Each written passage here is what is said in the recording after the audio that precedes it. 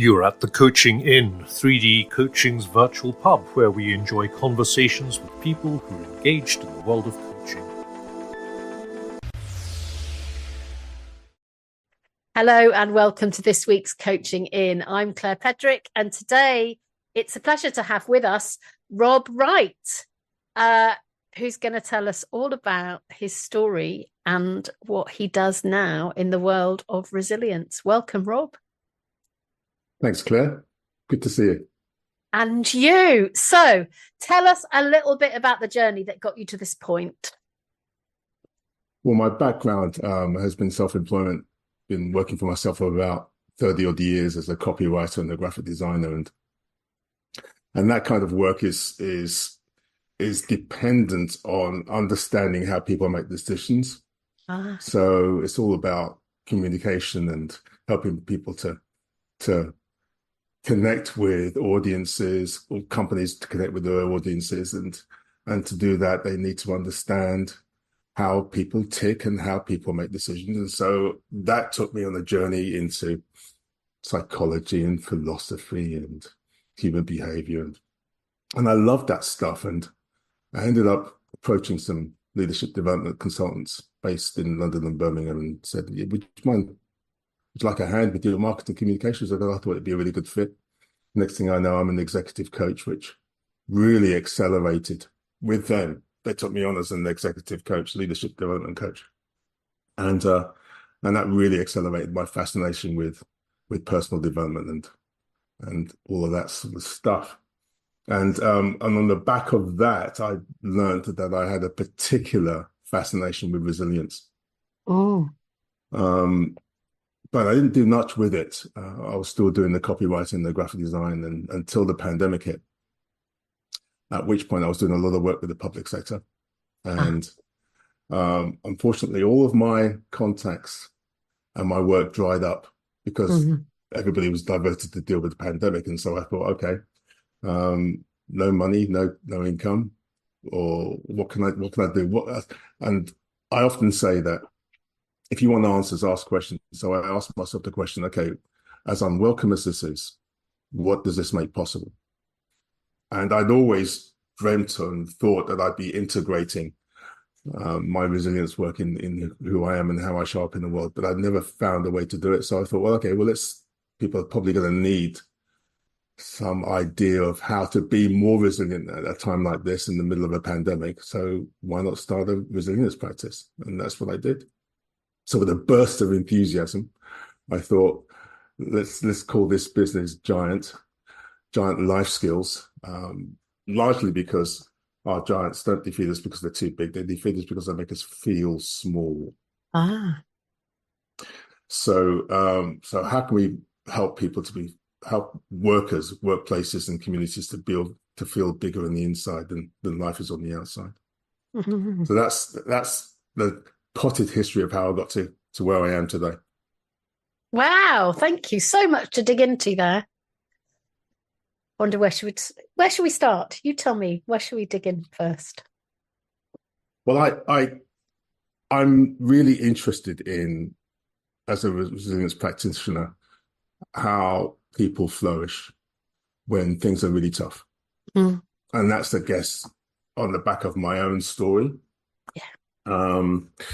So what happened in particular while I was working as a copywriter and a graphic designer, I had a particular client who I'd been working with for about 13 years and doing all sorts of really cool stuff like TV commercials and brochures and videos and whatever else. But it got to the point where there was a bottleneck with some of the work that I was doing, and I had a website I was trying to finish off for them, some TV commercials, some videos, and my client was a very hands-on kind of guy, didn't really delegate very well. So he was struggling to find time to deal with me as well as deal with his business, which was selling very expensive cars all over the world. So long story short, there was a lot of money involved in wrapping these pieces of work up. About 37. It was a lot of work for me as a solo practitioner, about 37,000. And I was invited to invoice, and we'll get all of this settled and all of the work finished. But unfortunately, the bill was never paid, and I was never given an explanation as to why. And it wasn't easy chasing that money. He had heavy hitting lawyers. I didn't have that kind of welly to be able to contest this debt. And so basically I had to take it on the chin. And for me at that time, as a solo practitioner, 37K was a bit of a stiff hit to take. Yeah. I didn't do that well with my suppliers. My reputation with my suppliers tanked. But most importantly, I think my own self-esteem took a hit. And as a result of that, I really didn't get back in the saddle as far as work was concerned for several months after that. I think part of the problem is that when we have something strong happen to us, the temptation is to try and protect ourselves from it. And so I began to tell myself a story about work, that work wasn't safe, that taking risks at work wasn't safe. So all of this is going on underneath the hood, isn't it? It's just happening in our subconscious. And unless we have people like coaches and therapists in our lives to kind of help us to see these kind of hidden narratives and scripts that are running underneath the hood, it's very hard to actually begin to break ourselves out of feeling quite so stuck. So once I finally realized what was happening and why I wasn't as engaged with work as I should have been and could have been, and as this prime breadwinner in our home, I wasn't bringing in as much corn as I needed to. Yeah. So once I understood why that wasn't happening, I began to make some steps towards fixing it. But unfortunately, I didn't get my act together in time. And as a result of that, we lost our home. So that led into a period of social housing. And quite a lot of reflection. So this was around 2014 to 2019. It's really interesting, isn't it? Because as you're talking, you're describing one thing. If for people who are self-employed, particularly, or actually people who are employed, one thing that is big but not that big can actually tip over into all sorts of other things. Yeah. And I kept telling myself at the time, this isn't that big a deal. There's somebody somewhere on the planet with a £37 million problem and would love to have a £37,000 problem. So I just need to be that guy. It's really straightforward. And in some senses it is, but you're right. These things are contextual, aren't they? Yeah. And you can't pay your suppliers, and then you can't pay their mortgage, and then you can't pay this, and then boom. Yeah. Thank you for your honesty. It's all right. It matters, doesn't it? Because somebody's listening to this who really gets it. Yeah. And I think one of the things that I learned from that time is that when you're feeling that kind of self-consciousness and your self-esteem is taking a hit, there's a risk that you begin to identify with what's happened, that it becomes a part of your identity. And so there's this whole thought leadership around shame and guilt. And guilt is I did something wrong. And in my case, I didn't protect my family from this misadventure. Not that it was foreseeable. It wasn't. But nonetheless, it's my name over the door. The truth is I didn't protect my family from that. Guilt is something I did something wrong, but shame is I am someone wrong. This has defined me in some way. And so for anybody listening in, I would urge them not to do what I did, because shame wants to keep you hidden. It wants to keep you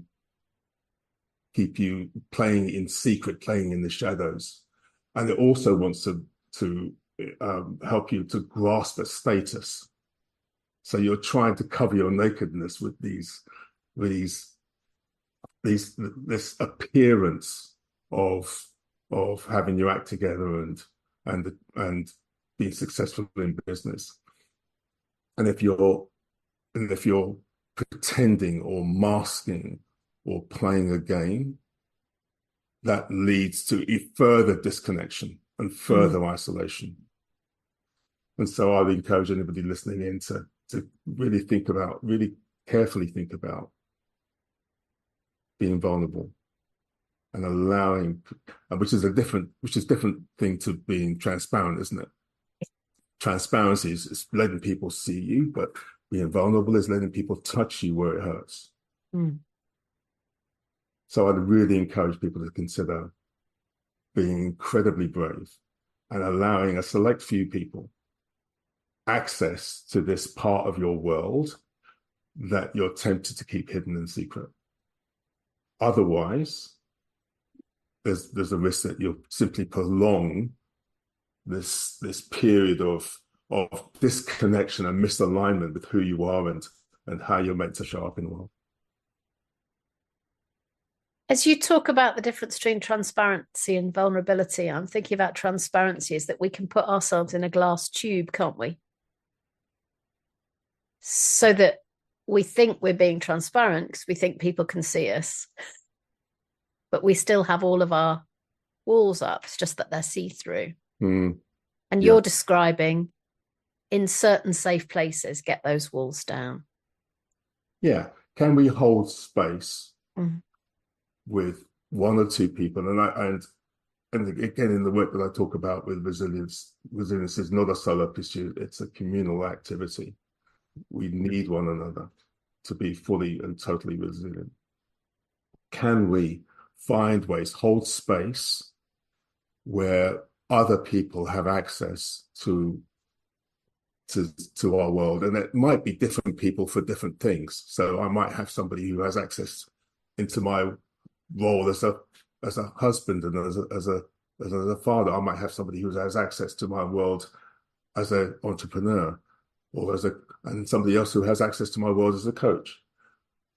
It doesn't need to be one person, but it does need to be people.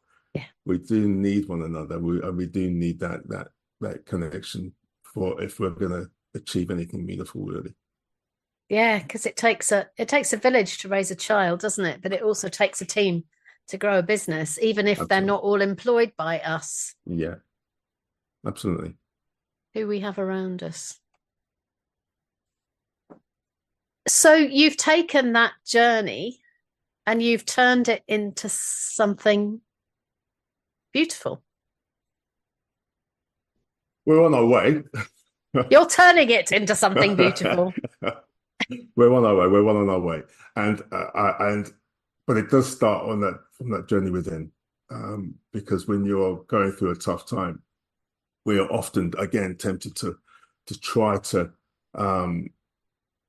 fill those spaces that we're feeling with things and achievements and significance.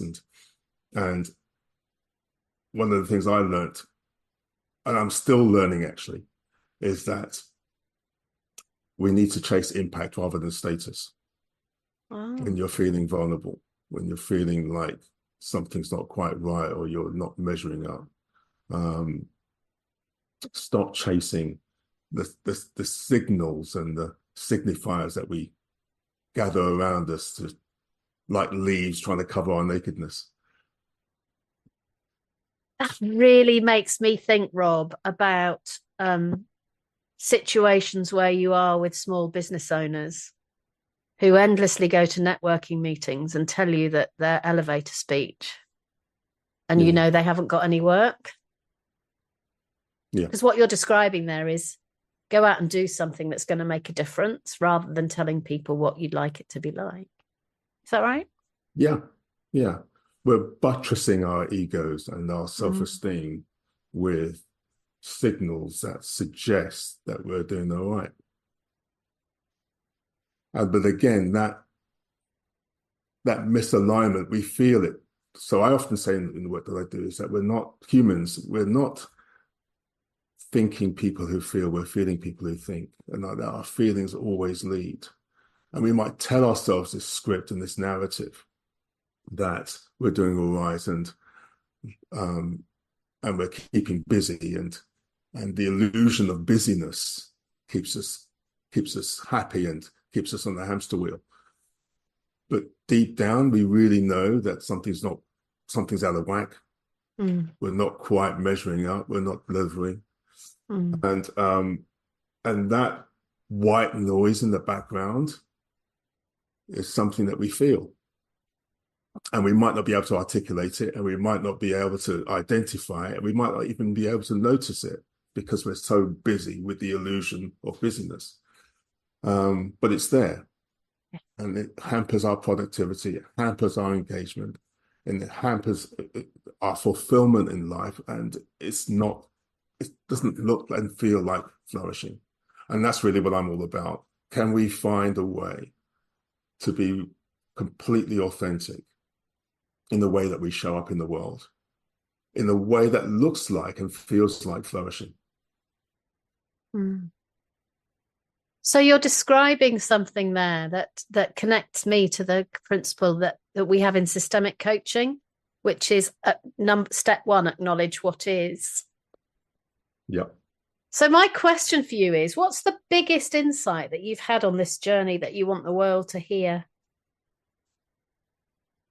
Oh my goodness, that's a question. What's the biggest insight? Oh my word. Or the smallest, most significant one. I think that my favorite insight, if I can answer it that way, is that we are all telling ourselves a story. And we use story all the time to understand how we fit in the world, our place within the world, and who we are. And I think that the work that I do loves to play around the idea of helping individuals, workplaces, and communities to understand the story that they're in, so that they can write a story that they actually want to be in. So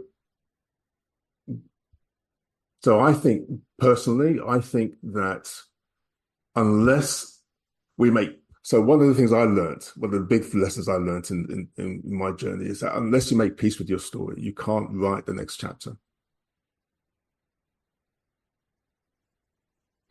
If you don't, otherwise your story will own you.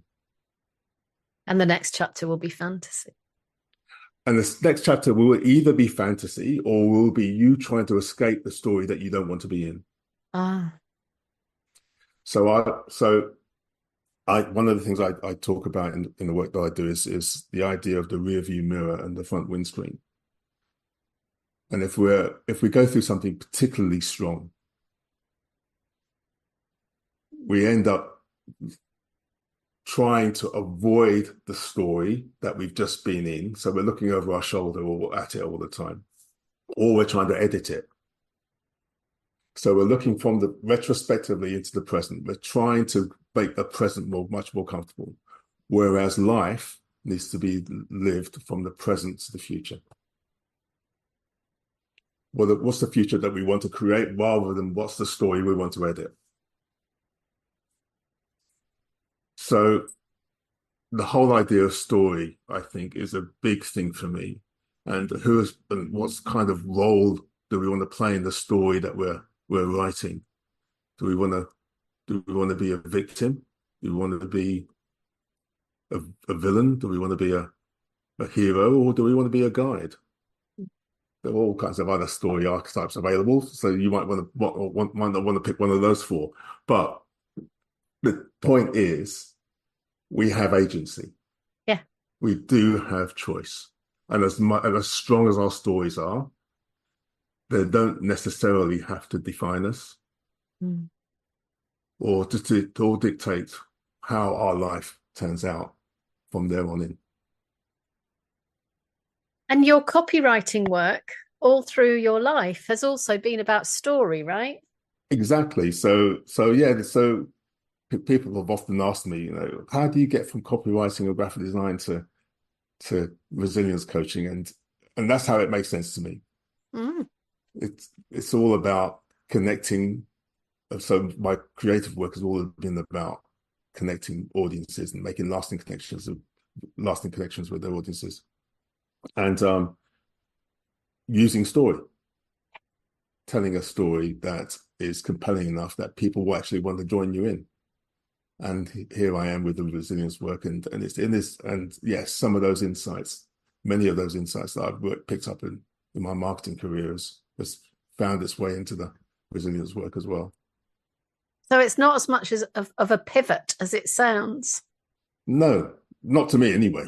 Yeah, doesn't sound like a pivot to me. It sounds like you've just taken what's inside you and then the story that's inside you and slightly reconfigured it. Yeah.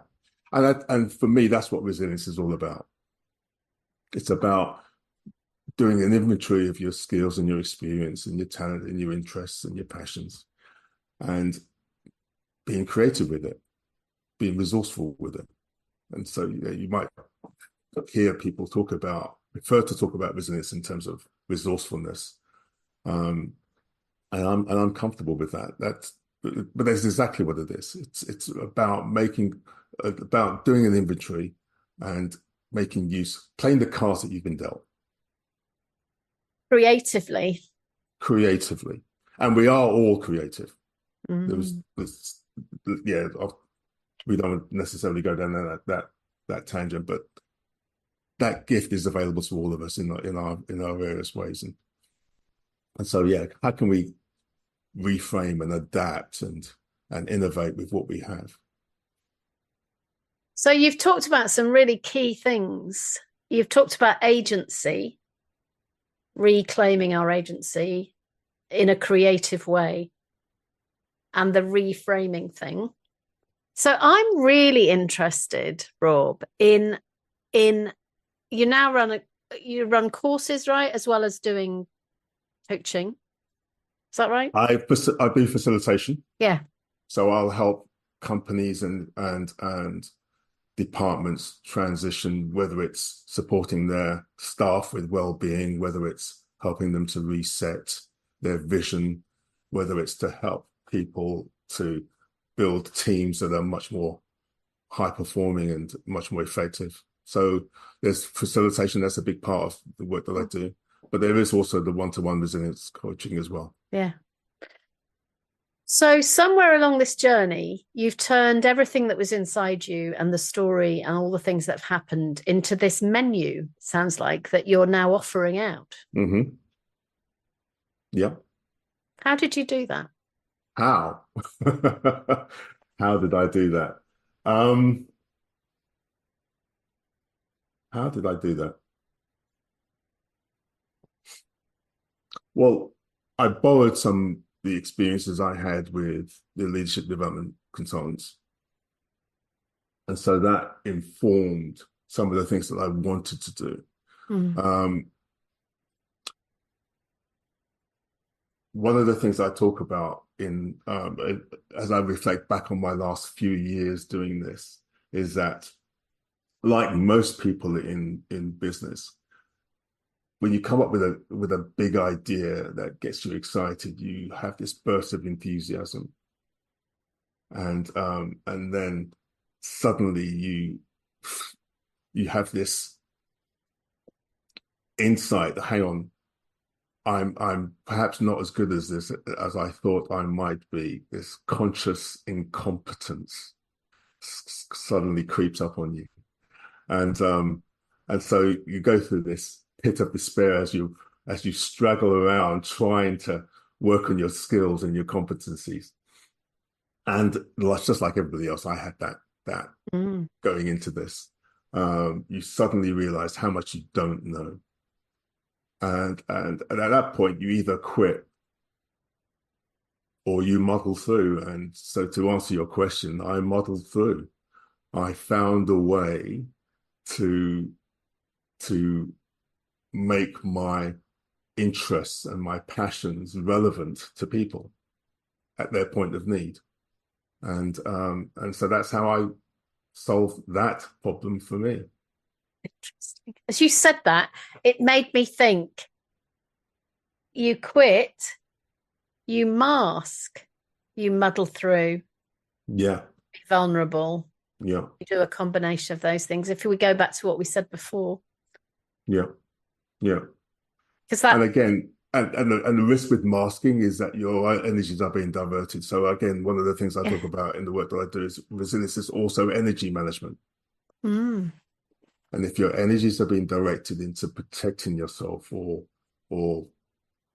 creating an illusion of something that you're not, then you're misdirecting your energies into which could be used creating something and a story that you actually do want to be in. And so it's really important to identify that and make sure that you're focusing, keeping the main thing, and focusing on your intentions rather than focusing on what you're trying to avoid. There's a lot of being honest in what you've said so far today. Well, again, one of the things about going back to story, the strength of every great story is the truth. Will you suspend reality to engage with this story because it resonates, because it's something authentic and real and true and sincere and honest and pure about it? Mm-hmm. And we all follow our authors and our directors and watch the films and the programs we enjoy because of that connection with the truth. We see something in it that resonates. Mm. So I have a story framework that I use, and the first part of it is what is true. When you are faced with an inciting incident that's really strong, that threatens to knock you sideways, what is going on here? What's at stake here? What is true? Mm-hmm. Why is this so impactful for you? And what does it mean? And if you're not unable to handle that truth, the chances are you'll do what we've been talking about already. That's deflecting and masking and procrastinating and keeping things hidden rather than stepping into the challenge. So one of the things I invite people to consider when they're tempted to withdraw from something that is really strong, because that's what we often want to do.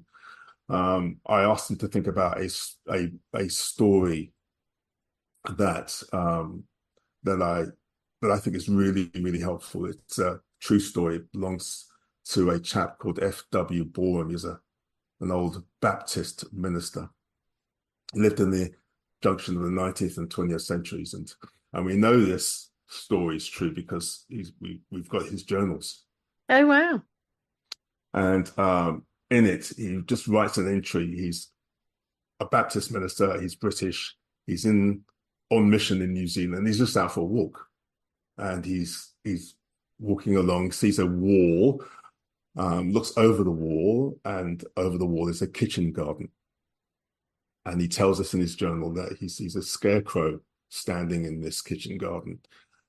And funnily enough, there's a bird sitting on one arm of the scarecrow, and then another bird sitting on the other arm. And of course, this tickles him because scarecrows are supposed to be scary and birds are supposed to be scared of scarecrows. But in a flash of inspiration, he tells himself, I'm going to call that bird the foolish bird. I'm not going to call that bird the wise bird. And if I was a foolish bird, I'd fly around, see a scarecrow, listen to my fears, and I'd fly away. But if I was a wise bird, I'd fly around looking for scarecrows, because I would know that despite my fears, there'd be treasure waiting for me, hidden in the field. Wow. So one of the things I often encourage people to consider when they're feeling that sense of high alarm because something strong has just happened to them is to consider leaning into it rather than withdrawing from it. That story yeah, illustrates that in such an extraordinary way, doesn't it? Because I've never thought about the fact that, of course, there are goodies in a field with scarecrowing. But of course there are. Otherwise, it wouldn't be there, would it? There are.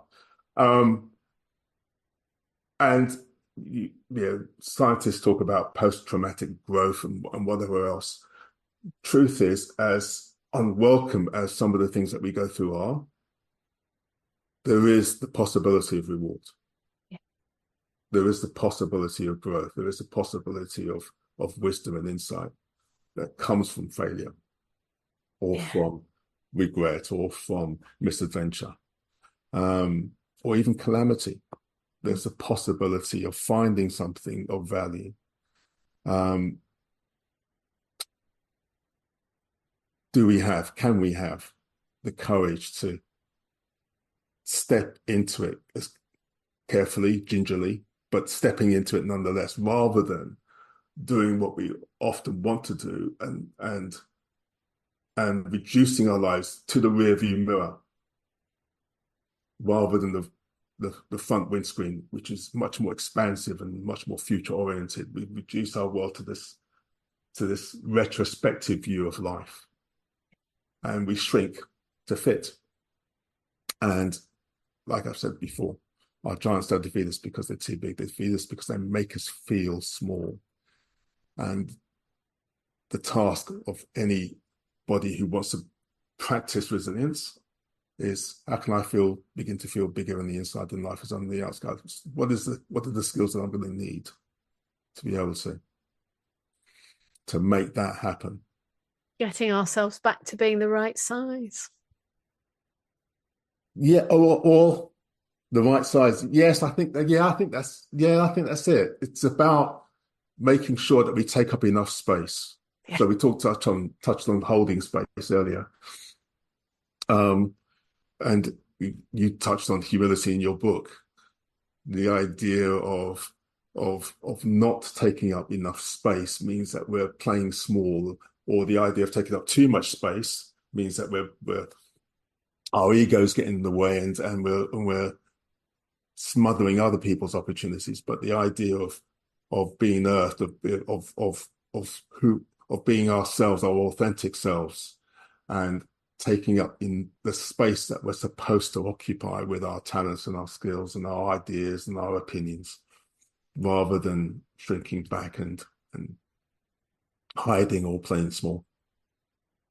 And last time we spoke, I wrote a little note in the chapter on humility. And it said, Rob Wright says, pride is taking up too much space and timidity is taking up too little space. Absolutely. I've shared that with some people. Rob Wright says this. Has it been helpful? Rob, yeah. But I always love in my books that by the time the book comes out, it's covered in scribbles, because the more insights have emerged from conversations like this. I love that too. But it's also one of the reasons why people are afraid to write books, because they think they need to be definitive. Can I tell you the funniest thing about this? Please do. In Simplifying Coaching, all of the annotations are in pencil. So there are pages and pages and pages where I've written in the margin, but it's all in pencil. Suddenly, in The Human Behind the Coach, I've had the confidence to write the annotations in ink. I'm not sure what that means, and it might be because I now have a really nice pen, but I wonder whether there's something else in there. About being content with a evolving conversation. Yeah, I think so. So your comment is in ink, just so you know. Oh. So how do people get in touch with you if they want to talk more about your individual work or your work in organizations, Rob? I have domain name, giantlifeskills.com. It points to a LinkedIn page. Great. And they can get my details from there. So giantlifeskills.com. .com. Thank you, Rob, for coming to the Coaching In. What an absolute delight to talk to you. It's been a pleasure, Claire. Thanks so much for inviting me on. And everybody, thank you for listening. Have a great week. Bye-bye. Bye. If you've enjoyed what you've heard today, we'd love you to share the podcast with a friend or leave a comment on social media. And if you'd like to become a regular at the Coaching In, you can subscribe on Podbean and all major podcast channels. We look forward to welcoming you next time. You've been listening to The Coaching In, 3D Coaching's virtual pub. For more information, check out 3dcoaching.com.